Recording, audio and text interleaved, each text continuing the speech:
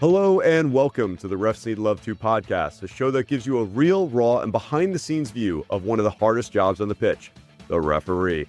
I'm your host, David Gerson, a grassroots referee and certified mentor with over 10 years of experience and over 1,200 matches under my belt. You can find me at refsneedlove2.com, on Instagram, TikTok, and now YouTube. Today we have a very special guest, a bit of a departure from where we've been in the past. We are joined by Will Reed. He is a referee and a researcher with a master's in exercise science who has done a very interesting study on assistant referee performance. I can't wait to learn more. Will, welcome to the show. David, thank you. No, it's a pleasure. Outstanding. Will, we actually had a wonderful opportunity. We have met briefly, but we actually got to meet outside of the Copa America match. Yeah, my son and I were there, and we got to meet out there. Yeah, no, and what a match it was. Yes, I wish it ended differently. This is fair. Yes, but outstanding. It was so good to get an opportunity to meet you now via the podcast world as well, connect a second time and learn a little bit about the research that you've done. But would you mind telling our listeners a little bit about your referee story? Of course, no, it'd be a pleasure. So I started as a referee about 3 years ago now. It was summer 2021. I was going into my last semester of undergrad, and one of my professors actually happens to be a national referee and a referee mentor, Kevin Hewitt. Shout out to Kevin. Going into it, I was looking at the masters. I had been working with the exercise science majors club for a while, and he knew that I had a passion for soccer. So he threw it out there as, hey, if we're looking for referees, we have an education clinic coming up in a couple of weeks. Come on in. Of course, for me, I hadn't played soccer in years, but I loved the game. I was like, cool, let's come on in. Let's see where it goes. And the rest is history. I've been a grassroots referee now for about 3 years. The hope is, come this spring, I'll start looking at some of those advancement options with the hope of pushing on to regional here in the next 12 to 18 months. Oh, that is fantastic. So what type of matches do you normally referee? So oftentimes I've been in that North Atlanta area. Everything from, especially initially, starting off with those under 8, under 9, under 10 matches. More recently, I've tried to focus on the higher level matches, really trying to jump in at the AR spot, get used to the speed of matches for the U18, U19 academy matches. I did a little bit of UPSL last year. That game speed is really intense, not going to lie, but my hope is I'll do a little bit more of that in the coming season so that I can really push that certification. It's so interesting. It's almost a greght segue. I have a couple more questions I want to ask, but I guess you've noticed how challenging it is as an assistant 100%. referee to run down that line and have to be on that second to last opponent and then burst into a full sprint. So I'm gonna save my question for that in a little bit, but it's definitely a good segue there. Fair enough. We'll come back for a second. So you've been reffing for 3 years now. And so what is it that you like or love potentially about being a referee? For me, it's the first thing was getting close to the game, right? Soccer was my first love. It was watching the 2010 World Cup with my dad, and that was truly just a life-changing experience. As far as being a ref, though, being able to stay close to the field and being able to, on some level, especially with the younger players, educate to some extent, right? It's, yes, I'll make the call, but when they're asking the questions, being able to explain to a younger player, this is why we're making that call, this is what's right, this is what's wrong. I love being almost like a teaching figure. Of course, on that higher level, it's just cool to be on the field. It's great exercise. We get paid for it, right? We can talk what we will about level of pay. But the fact is you're out there, you're getting paid to exercise. And being able to do that with sport I love, it's everything. Actually, on the research note, we're going to have a very research-heavy day. But I actually just saw an article, kid you not, I just saw an article. I think I posted it to my Facebook page. But there is a scientific study that people who attend sporting events are happier people in general. That there's something about coming to a sporting event, participating in your community, like you're at a community event, seeing other people, experiencing joy, experiencing pain, but experience emotions with other people is a positive thing in general. So I do think there's some valid data there that supports what you're saying about just being connected to the game, man, is a positive thing for you emotionally, and certainly as a referee physically as well. There's another study in there. There's another study in there for you. All research is good research, my friend. I love that. I love that. Cool. Let's get a dive into research, because I do think this is an interesting thing. There's tons of studies out there about players and player performance, and we see thousands of stats and statistics about every single player on the field and every single motion they make, and successful and not successful, and sprints and movement and heat maps. But what about referee research? How much is there out there on specifically referees, their performance? Can you give us some idea of what the current landscape is? Yeah, absolutely. And this was the first part of my own research, right? It's learning what research is there so that we can determine kind of a gap in the research that we can fill. Thus far, as you said, there's millions, if not potentially billions of dollars invested into players, player research, player performance. Whereas on the referee side, probably not more than a couple hundred studies have been completed. Now, of course, a couple hundred sounds like a lot, but when you compare that to the amount of research on players, it's frankly a little depressing. Most of the research on referees also focuses on two things. One, it's either the accuracy of their calls, right? Are they getting the right call? What percentage of the calls are correct? How much of it is something that's up for interpretation of the laws, right? And then, of course, there are a handful that are on performance, but they're, at least from our perspective as exercise scientists, relatively baseline. We're not looking at super advanced metrics. We're looking at distance covered. We're looking at maybe top speed. It's more about overall game metrics as opposed to within game performance, right? How quickly are you getting to the end line? How quickly do you have to move to maintain your position for the AR with that offside line? Yeah. So yeah, it's... it sounds...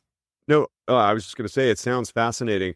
Before we get into the exercise science perspective and the performance side of it, that I know we'll talk more about today, do you think it is interesting because I'm sure you had to look into the research about the decision-making of referees. So I have seen a few studies, and again, I'm just going to say out loud some of the things that I have seen out there, and I'm curious for your thoughts about the validity or accuracy, because I'm sure you had to look up these studies.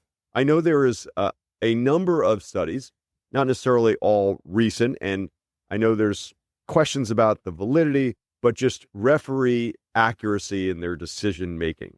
Can you talk a little bit about just basic levels, high level of what you know about how accurate in general referees are in their decision making? So I'm sure you had to read through some of those. And it really depends a little bit on what level of play we're talking. Mm-hmm. Of course, as the game speed increases, the level of those calls becomes more difficult to determine. When we're talking upper level, which is professional level, really, it's where a lot of the research is done, generally those referees are getting 90, 92, 93 plus % of their calls correct. All of the little mistakes, all of the little parts of play that a referee has to get right on any given day, they're getting the vast majority of these. Now, of course, no matter what the call is, you're in a stadium, at least half the fans are going to be pissed with whatever your call is, right? But the fact is, on a play-by-play basis, referees at upper levels, professional levels, tend to be really accurate. Now, of course, when we bring in something like VAR, getting this opportunity to take a second look at things, it says it in the laws, right? There is the caveat, there is the clause, and it has to be a clear and obvious error. It's my own personal pet peeve, right? It takes the humanity out of refereeing to some extent. But at the same time, there are instances where it's important, right? There will be clear and obvious errors that a referee will make, right? A goal might cross the line by a matter of an inch, and they have to call it back. But they might not see it on the field, and that's what VAR is there for. But that's going to fall within that really small margin of error, that 5, 7, 8% of calls. Yeah, it's fascinating. I think some of the data I've seen is that a professional referee, Premier League referee, is making around 300 decisions a game. Yeah. And a lot of people don't appreciate the fact that as a referee, you're constantly saying to yourself, okay, that's not a foul. That's not a foul. Well, that could be a foul next time. Oh, he dribbled away. It's not a foul. It's like there's constant decisions that you're making as a referee. And those could be correct decisions, incorrect, but there's lots of decisions out there. And obviously we have throw-ins and corner kicks and goal kicks. And there's maybe, in a game, 10 or 15 key match decisions where there was a foul close to the penalty area for attacking free kick in the penalty area where it could be a penalty kick. And again, those are high pressure, high intensity types of situations. And yeah, there could be a mistake, but on the whole, again, at the professional level, referees, around that 90% accuracy, which is just amazing considering it's a human being standing on the field with other amazingly talented and fast human beings who, by the way, who also may potentially exaggerate contact when it happens. They could. It's happened. I don't know. Has it ever happened? I don't know. I don't know if I've seen any of those. Happens all the time. So I'll just say that. So yeah, there's research out there on specifically ref decision making. And then the other thing that I've seen some data is around the distance covered by referees as well. Can you speak a little bit about that, about distance or top speed, I think you mentioned? Absolutely, yeah. And top speed is still a little bit of a shaky factor because, again, depending on the game, top speed is still going to be a wide variety. You look at professional soccer, you can get guys in midfield who are, frankly, slow. But if their distribution is good, they're going to be on that team regardless. For referees, especially for ARs, top speed is pretty important. Still pretty large bit of variability within it, though. So we'll go back to the distance factor. Most of the research suggests that, at least for the center referee, the distance traveled in any given game is strongly correlated with the distance the players cover, right? And of course, everybody's looking at the field, they're like, okay, but the referee's not sprinting like the other players, they're just in the middle of the pitch. They have to be wherever the play is, right? If we're talking about a defensive action, strikers, forwards up top, they might be walking around, they might be standing still. Referee still has to move. On the other hand, say you're on a corner kick opportunity, referees constantly having to adjust in that attacking area so that they can get a good view of the play. So no matter where play is on the field, while certain players may get a rest, a center referee is constantly having to travel back and forth, even if necessarily he isn't challenging for a ball. Overall, those distances tend to look anywhere from 6 to 12 miles, looking at performance on the field. In a game where there's a lot of counterattacking actions, that distance is going to skyrocket. If one team is highly possessive, referees just moving laterally a little bit, it might be closer to 6. But the fact is, whatever players are covering, center referee is probably pretty close. 12 miles, I might die. But it's interesting. I think about, 12 miles in a 90-minute match. Well, that sounds crazy. But let's say it goes to extra time.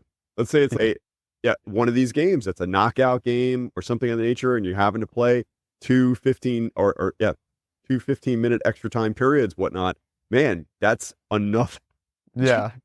Like significant half a game. And if you've got teams that are going back and forth on a full-size pitch, it could definitely happen. So yeah, no, that's fascinating. I do want to ask one more question that we're going to get into specifically your research. So correct me on this one. And again, I don't know if this is fact or just, random anecdotal evidence that I've heard, but is it true that research shows that the center referee actually, on average, covers more distance than the average soccer player, position player?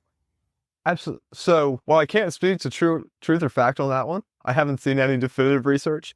I wouldn't be surprised. Again, going back to the research that I stated, those values are correlated. If players are traveling more, like in a game, a lot of back and forth, referee travels more. On the other hand, if it's a game where there's a lot of possession in one half, they're not traveling as much. Again, the referee is involved in every aspect of play, whereas players, they have their defined roles, right? Mm-hmm. Unless their coach is like, you're a free roaming, go everywhere type, you're not going to be traveling as much as the center referee. So I can't definitively say yes or no. I would lean toward yes. Yeah. I think I have seen a couple studies on this one. Yeah, I would imagine if you are a fullback who's bombing up and having to cover that entire pitch front and back, but those guys usually get subbed towards the end of the game because they do cover so much distance in a full sprint.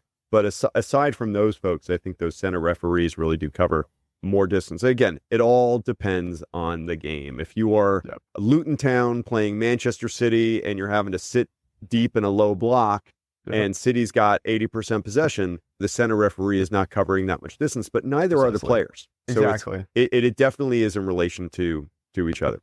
So let's talk a little bit about the research that you did. So why did you, if you don't mind, tell the listeners about the topic you chose to research and why you chose that topic.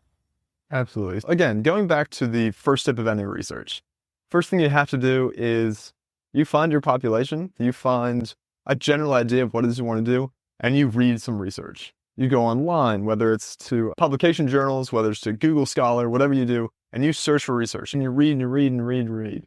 I've probably got 120 saved articles just that I went through for my master's thesis. And frankly, what I found was what we covered. There's a lot of research on accuracy of referee call. There's a fair bit of research on overall referee metrics regarding distance, regarding number of calls, regarding top speed. But there isn't a lot on individual referee performance, right? Mm-hmm. If we're talking about, let's bring in a referee and let's see where their fitness is. Outside of those advancements exams that FIFA has created to theoretically judge referee performance, there isn't a lot of research on how these referees actually do when put through a battery of performance tests. So that's where I took mine. The other aspect of it that I wanted to dig into is a lot of those studies look specifically at the center referee. They're the guy at the center of the pitch. Most calls defer to him. The idea is he is the most important referee on any given team. So for me, I'm like, hey, let's take a step back from that center referee. Let's look at the other guys on the pitch. Now, as interesting as it would be to look at the performances of a VAR in the box, I don't know that it'd be that interesting. So I took the assistant referees and I said, let's look at some performance metrics.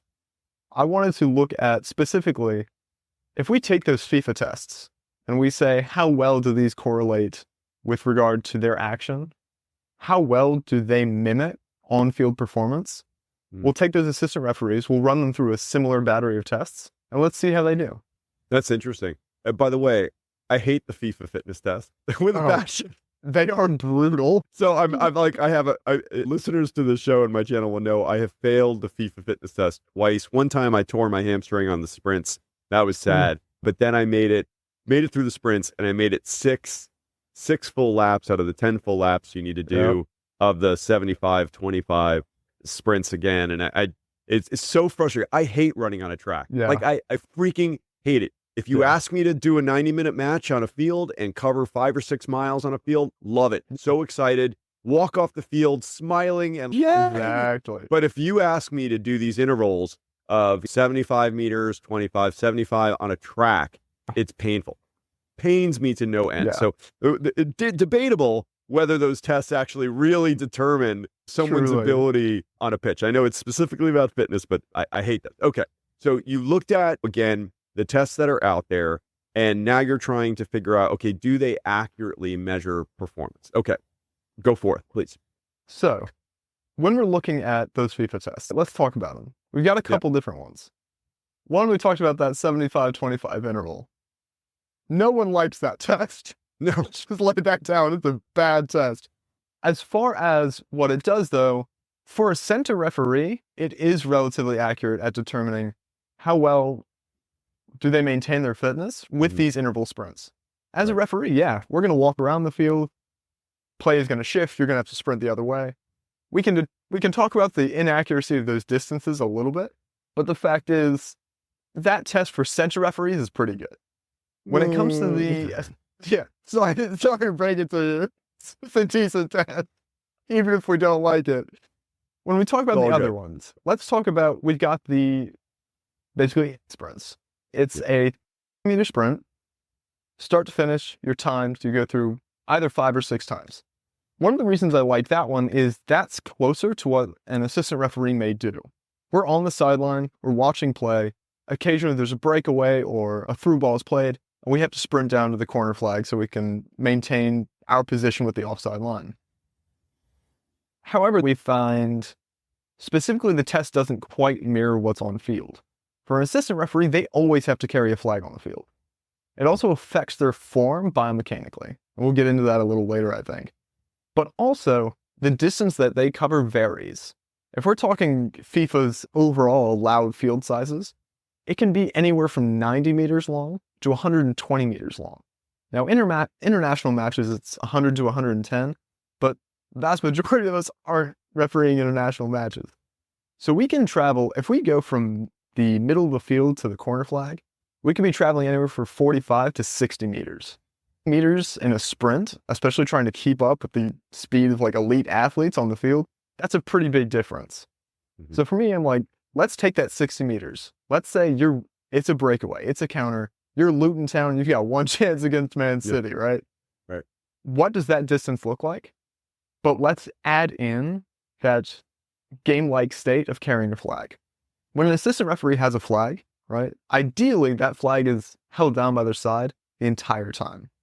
Mhm. When we're running, every sprint study you look at has athletes running and pumping both arms. That is simply not the case for referees. This is a unique aspect of assistant referees and maybe some racket sports. But for me, this is where I saw the opportunity, right? This is a game-like state that our tests don't cover. But when doing previous research, and this took me a bit of a research tangent, when we look at sprinting mechanics, there have been a handful of studies looking at, hey, if we restrict the arms entirely, what happens? We have athletes cross their arms over their chest or hold both arms down by their side. How does that affect running form? That's not the case for referees. We've got one arm. Now, from a biomechanical standpoint, having a unilateral load or one-sided load or difference makes a big difference depending on the action you're performing. So that's what we did. We said, hey, let's take some similar tests. For us, we did 60-meter sprints. And we said, let's make these ARs hold a flag for one trial and then not hold a flag for another trial. And let's look at the differences. Yeah. Now, again, for those who are listening to this podcast, they will know that if you are a referee, or should know that the proper form, if you're running down the sideline following play, is that again, we're running down towards the goal line, that our left arm is going to be straight down the entire time. The flag can't be moving, pumping with your arms. It has to be straight down because that is a signal to the center referee that we do not have an offense. We do not have an offside offense. We don't have a foul. That's why we keep that flag straight down. So that's why you're looking at the study. It's okay, you got one arm pumping, but one arm is going to be down with this flag. Okay, Precisely. Cool. Continue. And again, just to reiterate, the flag for the assistant referee, the reason it's so important is that's our primary method of communication. Especially at the lower levels, we're not going to have comms. Now, once you get to regional and national, sure, you might have them, makes it a little easier. But at those grassroots levels, we can still be talking a really high level academy game. You need to keep that flag down because the moment that flag pops up, either the center referee takes his attention off the play or he's going to blow his whistle and affect the play. So keeping that form down by your side is imperative, truly. You have to. Okay. If this was a brand new referee who was 13, I would be like, please keep your flag down. All the time. Everyone needs to keep their flag down. Everyone does. Okay. Exactly. Yes. So going back into kind of our testing methods, we ended up wanting to get guys who are going to have some good experience. So we ended up getting about subjects. Their certification levels actually ranging pretty widely, everywhere from guys who hit that minimum threshold. For us, it was 1 year of refereeing and at least 15 matches played as an assistant referee. So it's okay, they've got the basics down. We also wanted to go up as high as we could certification level wise. So we had, I want to say our highest level of experience was a regional referee with a little more than 30 years experience. Wow. And then our highest certification level, we did manage to get one research member who had FIFA certification. So top level guy going and refereeing international matches during the breaks. He referees MLS. It was great. That's awesome. So we got a pretty wide range of recruitment. When it came to the testing day, of course, as exercise scientists, there are a couple of things we love to take. We did some body composition metrics, looked at overall health, and then we got onto the field. The first test we made them do was that 60-meter sprint. We had them run 3 sprints with the flag, 3 sprints without the flag, again, on that left side with that arm restricted when they had the flag. And we attached them to what we call a 1080 sprint. A 1080 sprint, in layman's terms, is like, it's a big computer with a coil and a cord. And so we put a belt on the referees, we attached that cable to them, and when they ran, we're able to measure the displacement of the cord. Now for us, that gives us everything from force production to top speed to distance traveled to acceleration metrics. Not a lot of data and not a lot of time. So the moment we get a couple of these sprints in, we're talking, I think by the end, just on sprints, we had a little less than 4 million data points.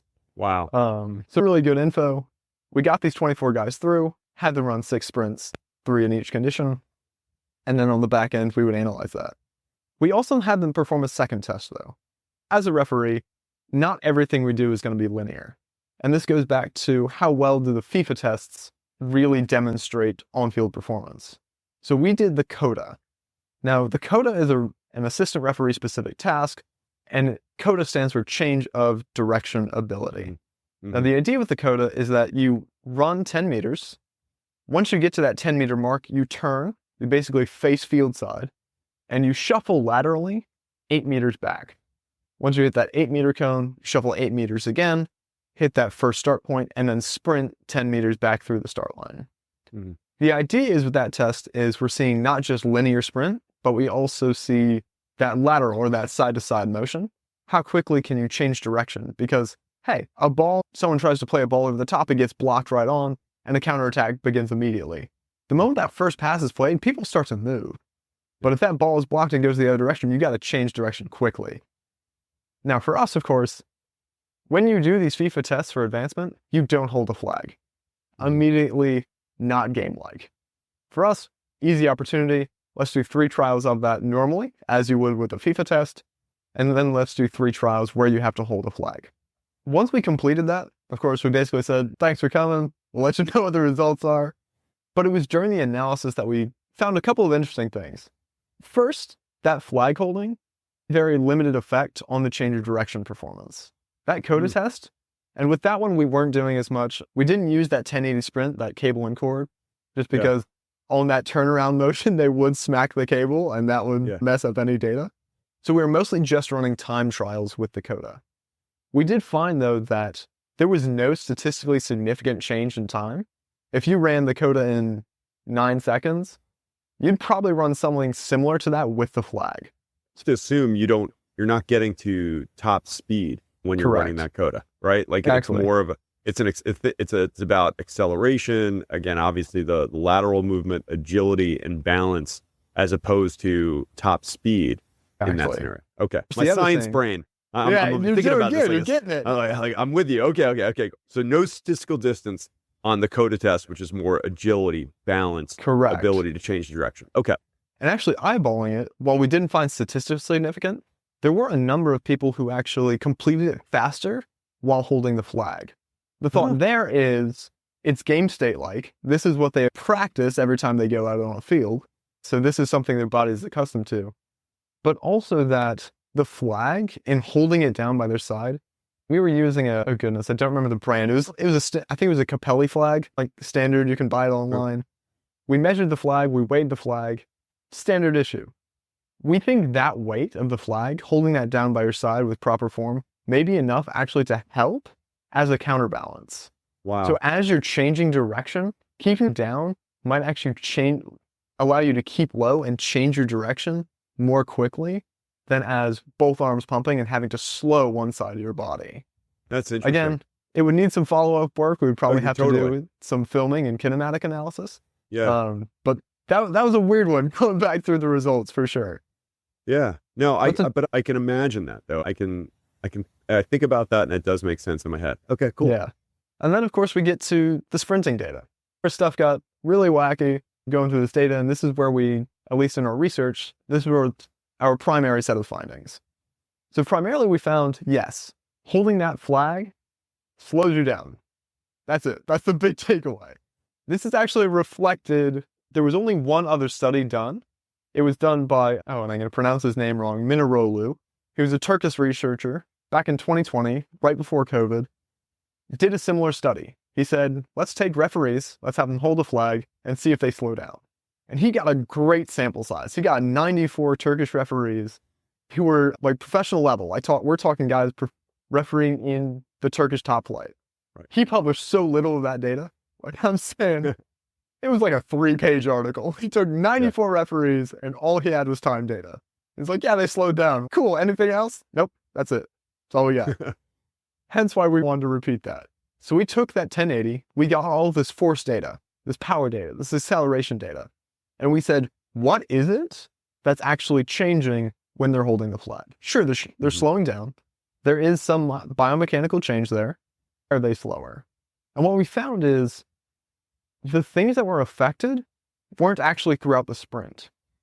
At top speed, once you have started running, you're a couple seconds in, and you hit that top sprint speed, that's where the slowdown occurs. Power production drops, overall top speed drops, and that's to be expected. The role of arms when running account for a couple of things. One, they work to counterbalance the legs. All of our force production is from the lower body, and at the speed we're moving, those arms help us so that we're not going too far forward, leaning too far back, moving side to side. They work as that counterbalance. So having an arm no longer able to work, it puts a cap on that top speed. What we did find what was odd, and which kind of counteracts some previous data, was when we looked at the acceleration phase, the first couple steps of that sprint, one arm not being available, acceleration didn't change, holding a flag or not holding a flag. I have a question. Yeah. I have a question. When they started their sprint, were they in like a sprint position facing the direction they were going to be running, or did you do it as they were like an assistant referee where they're perpendicular to the field? I'm sorry, parallel to the sideline, and then they move and change their body position as if they're perpendicular to the field, running towards the goal line. How did you guys set up the start? So for the start, we actually had them facing forward, primarily Towards because the goal line. Exactly. Okay, got it. Now, we wanted to actually introduce the lateral facing, that field-facing position, but part of our concern was we get these guys basically one time, we get minutes to work with them. Yeah. If we implemented a second condition, because we're already implementing 3 trials with a flag, 3 trials without a flag. Right. If we wanted to get truly balanced data, we're doubling the number of sprints they're doing. You need to give them recovery. Exactly. Now, a 60-meter sprint is not nothing, especially roll out. Oh, absolutely. 1,000%. And no one wants to be the slowest person in the study. I would have that. I would have that anxiety if I was in the study. I'd be like, oh my gosh, I'm going to be the slowest person here. This is awful. Oh, every guy at the end was like, how quick was I? I'm like, you had this many seconds. How quick was everyone else? Oh, I know. Oh, when I go to the high school research, they do a couple fitness tests. It's not crazy hard. They do I think it's like 100-meter sprint, and then they do like, how fast can you do 2.5 miles? And that determines where you are, like for getting playoff games at the end of the season. Let me tell you, I am not the oldest guy in that room. At almost 50 years old, I'm like middle of the pack, if not on the younger side. Let me tell you, I am definitely have anxiety about somehow finishing in like that lower quartile or lower third. It's like, that can't be me. I need to be in the upper half here. So I understand. No. Okay, cool. So you had them do the 60 meters. You had them facing towards essentially what we would call the goal line. They do this sprint, flag down at their side. Okay. And so you're saying acceleration did not decrease. So acceleration was pretty good compared to with or without flag. But now talk to us about overall. Absolutely. So again, knowing that top speed is not going to change, or top speed will change, but acceleration isn't affected, we can assume that initial power motion isn't affected by the one arm. Now, of course, we can go in, we can research that on the back end, see exactly why, if there are minute differences that didn't show up in the initial data. But for us, this basically tells us a couple of things. Going off the top again, holding that flag decreases your top speed. You should train for it, right? In the end, we are exercise scientists. Our goal is, if not clinical, it's about improving human performance. That's where I go, right? My specialty being the biomechanics, the bioenergetics, and human performance. If we see a decrease in your top speed, how can we create a scenario or a training program mimics that so that when you get to the field, even if there is that decrease from holding a flag, we minimize it? Of course, we're affecting that form biomechanically. It's going to be impossible to eliminate it entirely. It's simply not a natural form. While we didn't have enough data really to say, hey, there's a significant change in the difference seen in a grassroots referee versus the FIFA, our one FIFA guy, it's hard to say, really, if having that many years of experience, that flag effect is mitigated. It would just require more data really to go through and differentiate between years of experience or certification level. But for us, it says there are things we can do. There are things within training programs, basic training data that we can provide early on, right? Grassroots referees, regional referees, to try and mitigate that speed difference early. For an assistant referee, the accuracy of our call specifically is entirely based on how close we are to that offside line. Primary role is to keep up with the offside line and make that offside call. We can assist the the center referee with the other calls if our positioning is good. But those offside calls, we cannot get wrong. We have to be there for that. Yeah. So for us, I would say it's not just the offside call. It is that critical goal line decision as well. And if you're at the corner. That is my biggest pet peeve is when there is a goal line decision and I see my assistant referee about 15 yards off the line. It drives me nuts. But that is, first off, that's just a knowledge thing. But it's a fitness thing too. It is a fitness thing too. How willing are you to run at top speed, and can you run at top speed to get down there on the line and see if that ball is in or out or has gone over the goal line or not? That is absolutely a key match decision as much as it is an offside being a key match decision. They're not as common as offside, but it is a key match decision. So that is a big deal. Yeah, and I'll give you a quick story before we go into the full results and post-research. Second game I ever reffed. It was, again, final semester of undergrad. It was weekend in North Atlanta. We were at, if you know the Franklin Gateway Fields, we were at one of those. Yes. On one of the top fields. Second game I ever reffed. It was a U17 game. So I was ready for it regardless. And I was AR2. Yeah. And the one thing I have, I'm in college, I ran track in high school. The one thing I'm proud of is my speed. Yeah. There's a counterattack down the other end. I'm running to keep up with the play. I overshoot the play. I'm like, oh shit, I gotta get back. I gotta get back into position. As I stop, I'm close to the corner flag. As I start to go the other direction, player chips the goalkeeper to the top, hits the crossbar, on the line, and bounces out. And it's over the line, Meanwhile, I'm, beckoning the center over. He's coming to see if it was over the line. And I'm like, I don't know how I was there, but I was on the corner trying to go in the other direction. That did not go in. But it goes back to the importance of it. If I weren't there, I would have had no clue whatsoever. In my pregame speech to every referee, I always tell people, I am a goal line decision magnet. You may not have had a goal line decision this year. For some reason, in today's game, there is a very high likelihood that there is going to be a goal line decision. So I'm just telling you, follow the play all the way down because it's going to happen. I'm like serious. I have so many examples in my career where we had goal line decisions. So I'm thrilled that you were there. Great job being there, without a doubt. Wonderful job.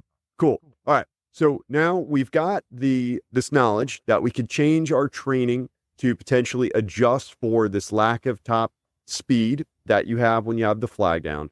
So now, where does this go from here? What's the future? Now that you've done this study, you've determined, okay, I don't have an acceleration issue, but we definitely need to be training for how to adjust for top speed for assistant referees and what that might mean for their quality on the field. What's next? Where do you go from here? Absolutely. So the thing that we do really is we train, right? Mm-hmm. The first thing that we like to say in exercise science is the way you train impacts the way you perform. We have this principle that we call the SAID principle, SAID, specific adaptations to impose demands.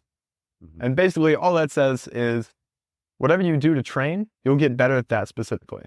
So for us, that means, hey, when you're training, if you're training and it mirrors what you're going to do in game, say you're doing shuttle sprints, running back and forth, you're going for time, you're just doing it for X number of laps or X amount of time. On one of those sprints, have a flag, right? The more you implement that condition, the more your body adjusts to it. And the better that you will be in the long run, you'll decrease its overall effect. If we really want to see the magnitude of that training effect, that's another study for another day. The fact is, and that's really what we try to preach, it's you're a referee, no matter what level you are. If you're a grassroots, you could still be going up to U19 Academy. These are college level athletes, and they're going hard. Yeah. If you want to keep up with them, your fitness has to be at a point where you can maintain that speed. You don't have to be able to be on the field, right?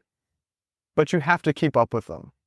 So for us, it's like we started working with a handful of people who are either grassroots or regionals and looking for advancement. Professor Hewitt and I, we started to try and work with them, say, hey, let's implement a little bit of training into your regular regimen that's going to support your referee activity, if not every day. Adding those shuttle sprints. It's adding in distance. And for me, of course, it's grab your flag when you go out. The biggest problem, and I think you actually had a conversation with us a few weeks back on a podcast you posted about the level of training that we received as referees. In most areas, at least in Atlanta, when we first become a referee, it's a 4-hour intro course on the field. Oh, now it's 3. They've decreased it this year. Great.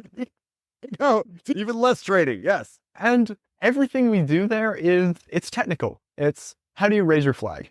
What's the flag position? How do you blow the whistle? Let's talk a little bit about some rules of the game. There is very little, if any, fitness training or fitness education. But again, referees are athletes, right? We are athletes too, and we need to be trained as such. So for us, it's just as much as add in that flag next time you're running on the field, next time you're doing some training. Find time to work, right?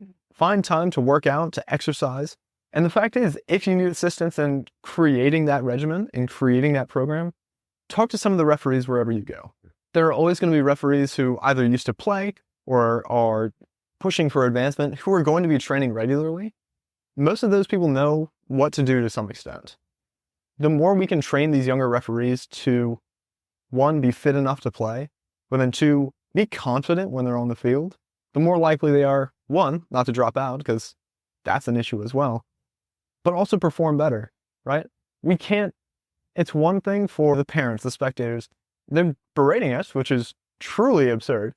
Come on down, give it a shot. But at the same time, if we feel better about our own performance on the field, we will do better. And the first thing we can do is be fit enough to do that before we even look at the calls. Yeah, I love that. I know we're coming to the close here, but I do want to give a little bit of a shout out. There are a few programs out there specifically for referees. There's an organization called Scorch Fitness, which is actually the uncles, Ted and Christina Uncle, are part owners, and they actually have developed a distance-based, app-based training program specifically for soccer referees, which I find to be phenomenal. It's fantastic. There's also another gentleman, name is Austin, drawing a blank on his last name, who runs the Running Ref program, which is a program that they do in person, but also online as well. And they've got phenomenal resources. And actually, it's so funny that you're saying this. So I have a normal workouts that I do at the gym or at my house, but I literally just this week was like, season's coming up in a couple weeks. I use the Ref 6 app, and I love getting the heat maps on that. And I was thinking to myself, I might go to a field and just run on a field and go corner to corner and do some sprints there, do some shuttles side to side, shuffling across the penalty area back and forth, and go into sprints again. And then look at my workout afterwards and see how well it looks compared to what I would normally do in a match, to see if I'm getting myself match fit for all those things you're talking about. Those changes of direction, those side to side movements, that constant movement that you have to do, but also that top speed that you need to be able to get up down the pitch, to be in the proper position for those counterattacks, for those key match decisions. And I think that's so important. If you fail to plan, you will plan to fail. And as soccer referees, we need to be, just like the players are doing those game-like scenarios to be able to perform on the pitch, we also as referees need to be doing those game-like scenarios so that we can perform on the pitch as well. Absolutely. Yeah. Again, we have to reiterate, right? Fitness is key. Just as refs need love too, refs are athletes too. Train like it. That is fantastic. We'll close it right there. Refs are athletes too. That is no truer words have been spoken. I would say, let's clarify. Most refs are athletes too. Yeah. I'll give you that. Yes. Most refs are athletes too. Will, thank you so much for coming on the program today. I definitely learned a lot. I find this to be fascinating that, again, in the billions upon billions of dollars, again, as we mentioned, that we think about the exercise science behind players and the analysis of players. There's really not a lot out there for referees. So I just want to say thank you so much for coming on and sharing your knowledge and investing time to understand the performance of referees. And I'm sure everyone has learned from this, and other people might be inspired to do some additional research building on the work you've done. So thank you so much. Kirsten, no, thank you. Again, referee community is a great one, and anything I can do to give back. Hopefully we'll go PhD in the future. We'll continue the research. I'll come back on that. That would be wonderful. Will, thank you so much for joining today. Guys out there, again, thank you so much for listening in. Again, you can find me at Instagram, on TikTok, on YouTube, on the website, refsneedlove2.com. Will, if people want to read your study, where would they go to find it? Absolutely. The best place to either connect with me professionally or read that study is actually on LinkedIn. You can connect with me there. Again, William Reed. I have that posted there. And if you need my email too, you can find it there. You can reach out and I can send it to you. Excellent. And we're going to go ahead. We'll post it onto my blog at refsneedlove2.com so that everyone can gather, read, understand, learn, and benefit from Will's great research. And again, guys, thank everyone out there for investing your time with us today and playing with us today. And I hope that your next match is red card free.